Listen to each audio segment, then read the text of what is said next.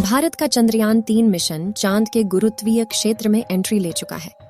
14 जुलाई 2023 के दिन दोपहर के 2:35 पर बाहुबली चंद्रयान-3 ने श्रीहरिकोटा के सतीश धवन स्पेस सेंटर से एक सफल उड़ान भरी और अब चंद्रयान-3 अंतरिक्ष में पहुंचकर चांद के इलेक्ट्रिकल रूट में एंट्री ले चुका है, जिसमें सफर करते हुए स्पेसक्राफ्ट धीरे धीरे चांद की धरती के पास जा रहा है।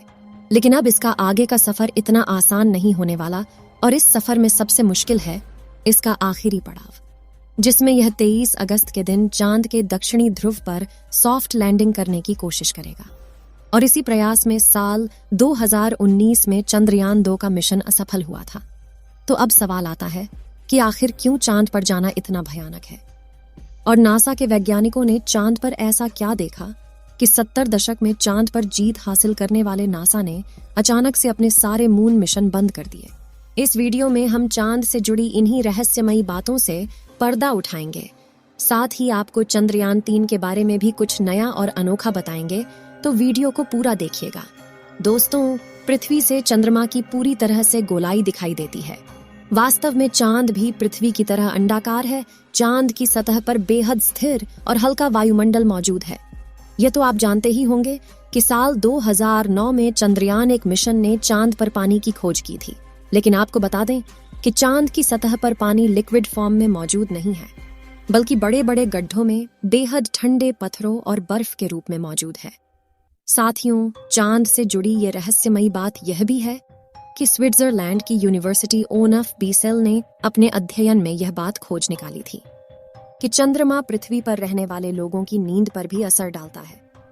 कहा जाता है कि जहां अमावस के दिन लोग काफी अच्छी नींद कर पाते हैं, वहीं पूर्णिमा पर उन्हें कम नींद आती है। हालांकि विज्ञान ने इस बात को पूरी तरह से स्पष्ट नहीं किया और आज भी कुछ वैज्ञानिक इस बात पर अध्ययन कर रहे हैं। साथियों, चांद की जमीन काफी ऊबड़ खाबड़ है और इसमें कई बड़े बड़े क्रेटर यानी गड्ढे मौजूद हैं, जो इतने बड़े हैं कि पिछले करोड़ों सालों से इनके अंदर सूरज की रोशनी तक नहीं पहुंच पाई है। इनमें से सबसे बड़ा गड्ढा चांद के दक्षिणी ध्रुवों में मौजूद है। इस गड्ढे का डायामीटर 2500 किलोमीटर और गहराई तो इतनी ज्यादा है कि इसमें एक के ऊपर एक करके 10 बुर्ज खलीफा समा जाएं। इस गड्ढे की गहराई 8.2 किलोमीटर के आसपास है और यह पूरे सोलर सिस्टम के सभी ग्रहों और उपग्रहों में मौजूद गड्ढों में सबसे बड़ा गड्ढा है। माना जाता है कि चांद की धरती में पानी छुपा हो सकता है, और वह भी थोड़ा बहुत नहीं, बल्कि पूरे 100 मिलियन टन। इसके अलावा यहाँ पर hydrogen, sodium, ammonia, mercury, methane और सिल्वर जैसे मूल्यवान संसाधनों का खजाना मौजूद हो सकता है, जिसकी खोज करने के लिए ही चंद्रमा पर चंद्रयान-3 मिशन को भेजा गया है।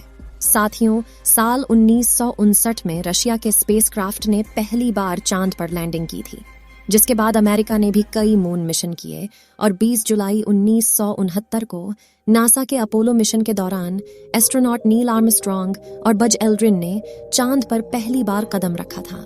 जिसके बाद नासा ने कई मून मिशन किए थे और अपने कुल 12 एस्ट्रोनॉट्स को चांद पर भेजा। एस्ट्रोनॉट्स ऐसे व्यक्तियों को कहते हैं जो पृथ्वी के वायुमंडल से ऊपर जाकर अंतरिक्ष यानी चांद पर जाकर रिसर्च करते हैं। लेकिन दिसंबर 1972 में अपोलो 17 मिशन के बाद नासा ने अचानक से इंसानों को चांद पर भेजना बंद कर दिया, जिसके लिए उन्होंने कारण दिया कि चांद पर फिलहाल ऐसा कुछ नहीं है जिसकी रिसर्च की जा सके। लेकिन कुछ लोगों का यह भी कहना था कि नासा ने असली कारण को छुपाया है। नासा के द्वारा भेजे गए इन 12 में से कई अंतरिक्ष यात्रियों ने चांद पर कुछ अजीब सी आवाज भी सुनी थी, तो कुछ ने चांद पर बनी अजीब ब्रिज और कूलिंग टावर जैसी रचना को भी देखा था। वहीं चांद की खोज में वैज्ञानिकों को एक सैटेलाइट जैसी रचना भी दिखी थी और वैज्ञानिकों के मुताबिक इसका अपने आप बनना नामुमकिन है। हालांकि नासा ने कभी इस बात पर आधिकारिक बयान नहीं दिया था, लेकिन नासा पर एलियन का बसेरा हो सकता है।